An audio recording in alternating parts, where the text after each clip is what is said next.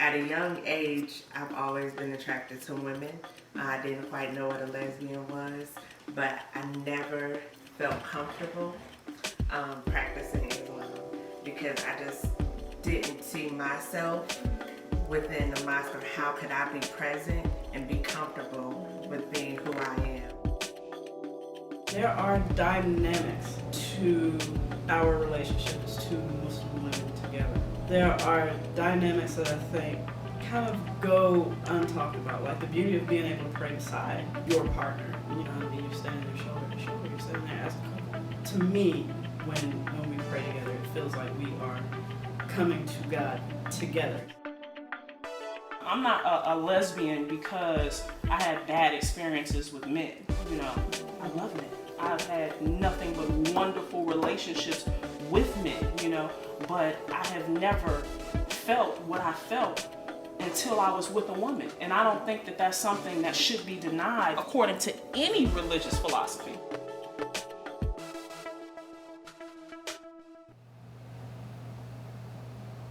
My name is Amina and Abdul Jalil. Kelly Limes Taylor.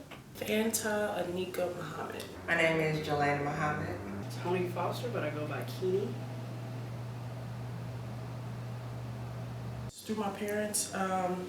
My father started off in the Nation of Islam when they called it the Final Call days, which was in the mid-'80s, I believe. And my mother was still kind of in the church, but because they were together, they weren't married at the time, she was kind of transitioning. So she was going to the mosque somewhat, always at PTAs and just very supportive. But she wasn't an active member in the Nation of Islam at the particular time. So my father would pretty much usher Islam into my life. And then, I think it was just kind of an organic experience. I think it was something that I connected with at birth. So, both of my parents are Muslim. My mother took Shahada, I think, in college. And my dad took Shahada somewhere in Vietnam. And then came back and got married, and hey, it's me. So I was raised Muslim, mostly by my mom because my parents split when I was 7. Well, my parents joined the Nation of Islam in the 70s, and they actually joined with my siblings. And at that time, as they transitioned into the Nation of Islam, they also changed their last name, but my parents changed their entire name. And when I was born in the 80s, I was actually the only one born into the Nation of Islam. Reintroduction to Islam was actually my current partner. And so there was a lot of bonding moments between us there. One memory that often comes to mind was the first time that she actually took me to the masjid to pray. And I was super nervous, I was shaking. And she kind of reached over and grabbed my hand to give me comfort. So that's a thought that often comes to mind. Very recently, I was actually in a relationship with a Muslim woman. And so even though I was familiar with Islam before just generally speaking, kind of what you learned, and I have family members who are Muslim, I think she was kind of my intimate connection with the religion. So it was really through her this year. For me, in high school especially, there was always this assumption amongst my peers that I was gay. And so I felt like I spent 4 years just trying to, present otherwise. Because I was kind of a nerdy, kind of awkward teenager, so I really didn't know much about my own sexuality one way or the other. And so college was kind of a safe place to kind of see other people and see that you don't have to be this cookie cutter person. And then it's like once I kind of was born in my own sexuality and started to talk to other people that I did go to school with who've also kind of grown up and matured, you realize that you kind of was not really alone at all. Like it was really nothing to be kind of in the closet about or ashamed about. But growing up, it just seemed like, okay, like this is how I should be So let me just go and be that. Not deal with men at all, then how will you have any kids, and what kind of mom will you be, what kind of Muslim will you be? Because you can't. Yeah, you know, there's no, you can't. It's either men or nothing. I didn't know much. I didn't know anyone that was gay or lesbian. However, I was always attracted to women, to girls, but I thought that it was normal, and I didn't consider myself or feel like I was odd for having those feelings, and no one ever told me or spoke to me about it. So, you know, my reality wasn't that it was a negative thing or that, you know, it was wrong to be this way or to have those thoughts. So I just thought it was okay. It didn't really even enter my mind until high school. So even though I was raised in the church, I don't remember much discussion of homosexuality on any level, good or bad, until I became involved with a woman. And then I think kind of my antenna were up, and so then I noticed things, but before high school, really nothing.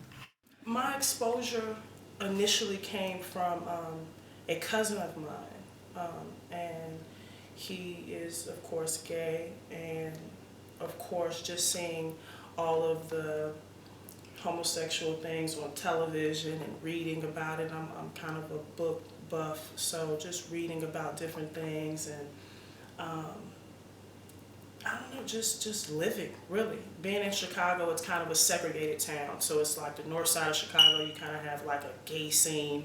You have like, you know, a Mexican scene, an Italian scene. It's very segregated. So me being in Chicago and kind of being exposed to a lot of different groups, my parents always have me active in different things. I got exposed to homosexuality really just going downtown a lot, just meeting different people. And my cousin, and just as I got older in high school, I was just exposed to a vast array of males and females that were that was homosexual. Also in the Nation of Islam as well, to not mention any particular names, but I knew that it was homosexuals in the Nation of Islam as well. You know, I think it was more of a kind of a fighting to not be that way. But I definitely could sense the difference in certain individuals.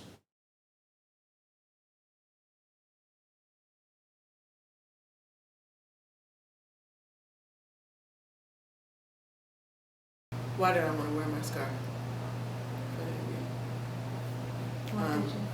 And I wanted to wear it because I constantly, even in the realm where people will say that there's no conflict, you still see it. Because when people see hijab, they know, okay, that's a Muslim woman. Unless it's some of the crazy people I work with, but that's another story. So when you see hijab, you know that's a Muslim woman, and I think it's important for people to know and to see that, yes, you can not just be, oh yeah, I'm Muslim, but you can be visually Muslim and visually, or maybe visibly is a better word, visibly Muslim and visibly some rainbow identity. I remember I've had conversations in the past with people who were close friends but aren't so much now. You know, one of my friends told me that she ever saw me holding hands with somebody, with another woman, while I was wearing a scarf, and she would take my scarf off. And I was like, okay, so our relationship is gonna do like this then. Because there are times when I'm with my partner and I'll have my hijab on and we'll be out somewhere, and it's like, take my scarf if you want to. Will kind of encounter people, whether it's Muslim, queer, both, who are like, yeah, we need to get together, da da da da da, and then they just kind of fall off the map. So it's like, I was kind of like, yeah, we'll see. And then we got here and I was like, huh. She opened the door. Let's have these conversations. This is what we've been missing in the community, like open, safe places to have a conversation. If somebody is transgendered, where do they pray? You know, like these are the conversations, because my background is in peace and justice activism in religious communities, right?